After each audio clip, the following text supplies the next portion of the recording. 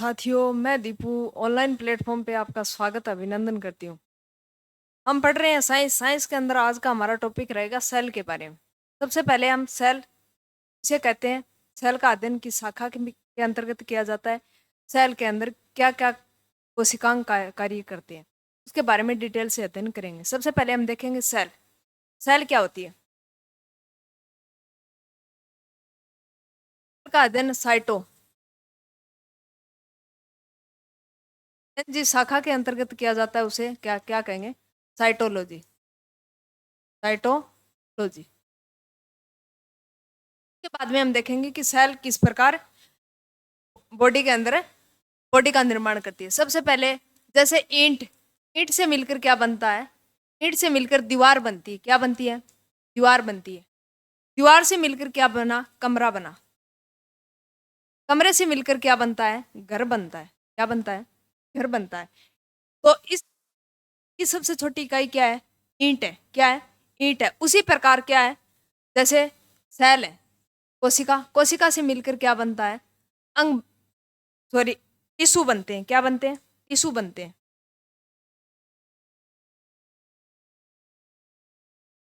ऊतक बनते हैं। ऊतक से मिलकर क्या बनता है? अंग बनते हैं। अंग से मिलकर क्या बनता है? अंग तंत्र बनता है। क्या बनता है? अंग तंत्र बनता है। अंग तंत्र से मिलकर क्या बनता है? शरीर बनता है। से फिर इस प्रकार चलता रहता है।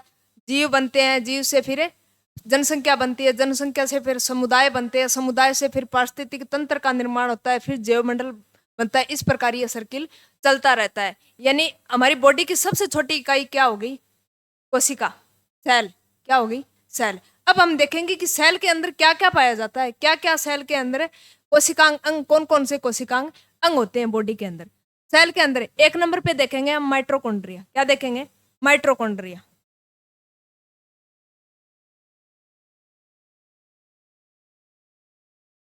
माइट्रोकॉन्ड्रिया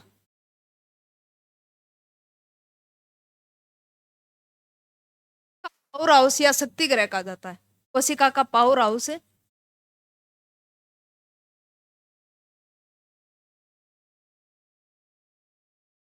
फिर शक्ति ग्रह।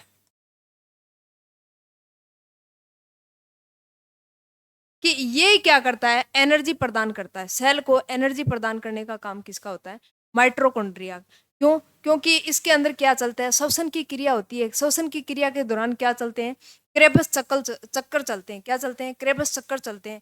क्रेबस चक्कर के दौरान कितने एटीपी बनते हैं? 38 एटीपी बनते हैं। कितने बनते हैं? 38 एटीपी। 80 adenine triphosphate. कितने? 38। 38 एटीपी मिलकर किसका निर्माण करेंगे? ग्लूकोज का निर्माण करेंगे। ग्लूकोज के निर्माण से किस प्रकार ग्लूकोज के निर्माण से क्या बनेगी? ऊर्जा बनेगी। ऊर्जा बनेगी और साथ में क्या बनेगी? CO2, जिसको कार्बन डाइऑक्साइड गैस बोलते हैं। ऊर्जा बनी तो ऊर्जा के द्वारा फिर ये इस प्रकार का सर्कल चलता रहता है बॉडी के अंदर। ये क्या करते हैं? हमें एनर्जी प्रदान करते हैं। इसलिए माइट्रोकॉन्ड्रिया का कोशिका का शक्ति ग्रह कहते हैं। उसके बाद में गोल्जी बॉडी, 2 नंबर है गोल्जी बॉडी। गोल्जी बॉडी क्या करती है? परिवहन का काम करती है। यानी ऊर्जा बन गई, उसका परिवहन करने का काम इसका होता है, गोल्जी बॉडी का। जिस प्रकार बॉडी के अंदर बैलेंस बनाने का काम इसका होता है, मस्तिष्क का होता है, उसी प्रकार सेल के अंदर यानी किसको एनर्जी ज्यादा भेजनी है, किसको कम भेजनी है, ये काम किसका होता है? गोल्जी बॉडी का। सेल के अंदर किसका होता है? गोल्जी बॉडी का। जिस प्रकार ट्रैफिक पुलिस वाला क्या करता है, यानी वाहनों को क्या करना है? एकदम संतुलित बैलेंस के द्वारा, यानी वाहनों को इधर उधर गुजारना है। किस प्रकार कौन से वाहन को भेजना है, कौन से को रोक के रखना है, कितनी देर रोक के रखना है, ये किसका होता है? ट्रैफिक पुलिस वाले का काम होता है। उसी प्रकार गोल्जी बॉडी का काम भी किसका होता है? क्या होता है? एनर्जी पहुंचाना। यानी बॉडी की कौन से पार्ट को एनर्जी देनी है, कौन से को कम देनी है, कौन से को ज्यादा देनी है, ये पूरा काम किसका होता है? गोल्जी बॉडी का। गोल्जी बॉडी का काम क्या होता है? ऊर्जा का संतुलन बनाए रखना। किसके अंदर? बॉडी के अंदर। जैसे मैं बोल रही हूँ तो कौन से भाग को ज्यादा ऊर्जा की जरूरत है? तो जीभ को। उसी प्रकार कोई आदमी हाथ से काम कर रहा है तो किसको ज्यादा एनर्जी की जरूरत है? हाथ को। तो यानी बॉडी के अंदर पूरे बैलेंस बनाने का काम किसका होता है?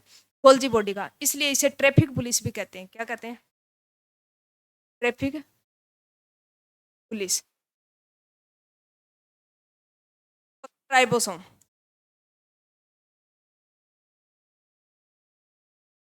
प्रोटीन फैक्ट्री भी कहते हैं। क्या कहते हैं? Protein factory. नहीं, सेल के अंदर पूरी प्रोटीन का निर्माण किसका होता है, किसका काम होता है? राइबोसोम का। इसके अंदर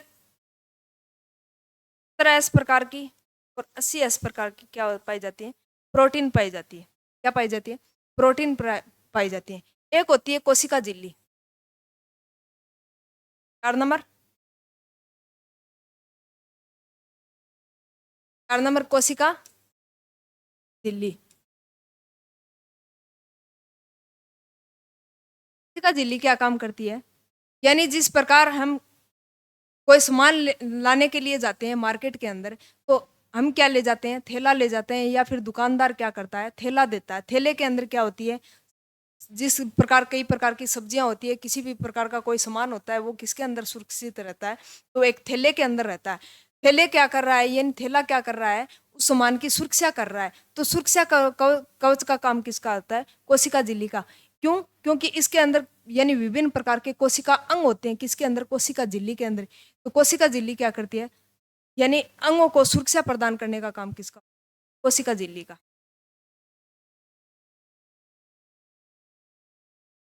कोशिका भित्ति ये किसके अंदर होती है? पादप के अंदर होती है।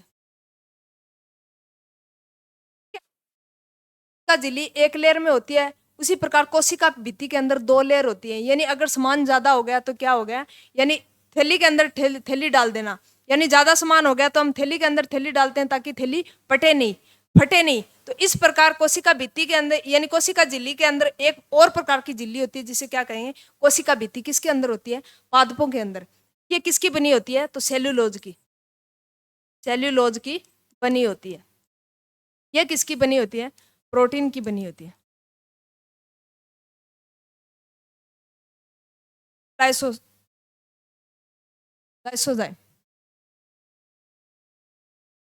होता है। लाइसोजाइम इसे क्या कहते हैं? आत्मघाती थैली या सुसाइड बैग भी कहते हैं। एटम बम भी कहते हैं इसको। आत्मघाती थैली भी कहते हैं, साइड बैग भी कहते हैं, और क्या कहते हैं? एटम बम भी कहते हैं। यानी कोशिकाओं के द्वारा यानी कौन कौन सा कार्य करवाया जाता है, वो कौन निर्धारण करता है? लाइसोजाइम। लाइसोजाइम क्या करता है? बॉडी के अंदर यानी ताक झांक करके देखता है कि अंतःपृथ्वी जालिका क्या काम कर रही है, राइबोसोम क्या काम कर रहा है, गोल्जी बॉडी क्या काम कर रही है, माइटोकॉन्ड्रिया क्या काम कर रहा है। अगर मान लीजिए वो अपना वर्क नहीं कर रहे, तो ये क्या करता है? अपने आप क्या हो जाती है? फट जाती है। क्या हो जाती है? फट जाती है। फटने के बाद में जो हाइड्रोलाइटिक एंजाइम है, जलीय अपघटनीय एंजाइम क्या कर जाते हैं? बिखर जाते हैं। किसके अंदर? सेल के अंदर। पूरी सेल के अंदर बिखर जाते हैं। इसलिए इसको क्या कहते हैं? आत्मघाती थैली या सुसाइड बैग करते हैं। यानी अपने आप ही फट जाती है। अगर ये बॉडी के अंदर ये ऑर्गन वर्क नहीं कर रहे, इसका मतलब लाइसोसोम क्या कर लेती है? अपनी गुस्सा आ जाता है। जिस प्रकार गुस्सा आते हैं कपड़े फाड़ लेते हैं ना कोई मनुष्य, उसी प्रकार लाइसोजाइम को क्या आ जाता है? गुस्सा आ जाता है। गुस्सा आने के बाद में ये क्या करती है? अपने आप को ही खत्म कर लेती है। यानी उसका जो जलीय अपघटक एंजाइम है वो पूरी सेल के अंदर बह जाते हैं। इसलिए लाइसोजाइम को क्या कहते हैं? आत्मघाती थैली या सुसाइड बैग या एटम बम भी कहते हैं। इसके बाद न्यूक्लियस,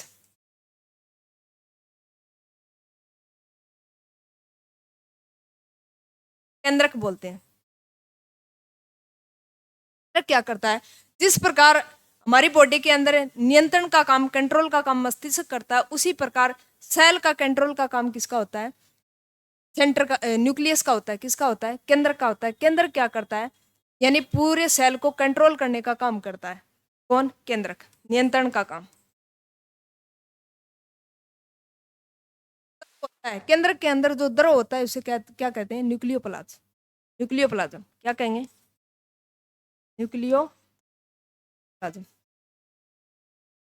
इसका न्यूक्लिक इसी नाम से ही इसको न्यूक्लियोप्लाज्म यानी न्यूक्लिक केंद्र के अंदर जो द्रव होता है उसे केंद्रक द्रव कहते हैं।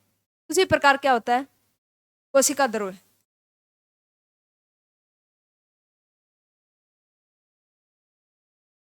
होता है उसे क्या कहेंगे? कोशिका द्रव्य क्या कहेंगे? साइटोप्लाज्म। क्या कहेंगे? साइटोप्लाज्म। यानी ये कोशिका है, ये क्या है? मान लीजिए न्यूक्लियस है, केंद्रक है। इसके अंदर जो द्रव होता है उसको केंद्रक द्रव कहते हैं। और केंद्रक और यानी कोशिका झिल्ली के बीच में जो द्रव होता है उसे क्या कहेंगे? कोशिका द्रव।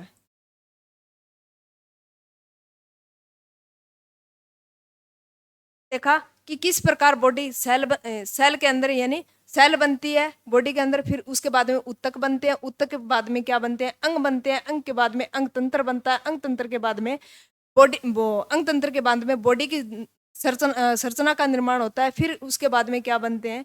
जनसंख्या बनती है, जनसंख्या के बाद में समुदाय बनते हैं, समुदाय से जैवमंडल बनता है और पारिस्थितिकी तंत्र में इस प्रकार यह सर्किल चलता रहता है।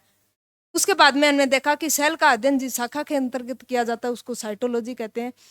उसके बाद में हमने देखा कि सेल के अंदर यानी किस किस प्रकार के कोशिकांग अंग पाए जाते हैं। सबसे छोटी कोशिका का नाम पूछ ले तो संसार के अंदर सबसे छोटी कोशिका क्या है? माइकोप्लाज्म। क्या है? माइकोप्लाज्म। और संसार के अंदर सबसे बड़ी कोशिका का नाम पूछ ले तो शुतुरमुर्ग का अंडा। क्या होता है? शुतुरमुर्ग के अंडे के। और मानव शरीर की सबसे छोटी कोशिका पूछ ले तो सप्रम शुक्राणु, जिनको हमने मादा जनन तंत्र के अंदर पढ़ा है। और सबसे बड़ी मानव के अंदर सबसे बड़ी सेल पूछ ले तो क्या होती है? अंडाणु। क्या होती है? अंडाणु। सबसे ज्यादा विभाजन करने वाली कौन सी कोशिका होती है? यानी लीवर। लीवर के अंदर क्या होता है? यानी अविभेदित कोशिकाओं का समूह है। यानी ये पुनरुत्पादन टोटोपेटेंसी की क्रिया होती है किसके अंदर? लीवर के कारण। तभी क्या करता है लीवर? यानी जैसे ही लीवर के अंदर अगर चोट लगी तो लीवर क्या करता है? तुरंत पुनरुत्पादन की क्रिया के द्वारा टोटोपेटेंसी प्रक्रिया द्वारा पुनर्निर्माण कर लेता है किसका? अंग का। न्यूरॉन। न्यूरॉन एक ऐसी कोशिका है जिसके अंदर किसी भी प्रकार का क्या नहीं होता? विभाजन नहीं होता। क्या नहीं होता? विभाजन नहीं होता। इसीलिए मस्तिष्क के अंदर ट्यूमर बनने की संभावना क्या होती है? कम होती है। लेकिन 10% ट्यूमर बनने की संभावना होती है। वो किसके कारण? दो प्रकार की यानी मस्तिष्क के अंदर दो प्रकार की सेल पाई जाती है। एक होती है न्यूरॉन सेल, एक होती है गीलियल सेल। गीलियल से आकर न्यूरॉन सेल 90% होती है और गीनियल सेल कितनी होती है? 10% होती है। गिनियल सेल क्या करती है? यानी वो डिवाइडेशन होता रहता है, उसका विभाजन होता रहता है। विभाजन होने के कारण अविभेदित कोशिकाएं बन जाती है। क्या बन जाती है? मस्तिष्क के अंदर अविभेदित कोशिकाएं बन जाती है जिसके अंदर ब्रेन ट्यूमर होने की संभावना क्या हो जाती है? प्रबल हो जाती है, बढ़ जाती है। धन्यवाद साथियों, आज के लिए इतना ही। नेक्स्ट पढ़ेंगे अगली क्लास के अंदर। तब तक के लिए राम राम, जय हिंद।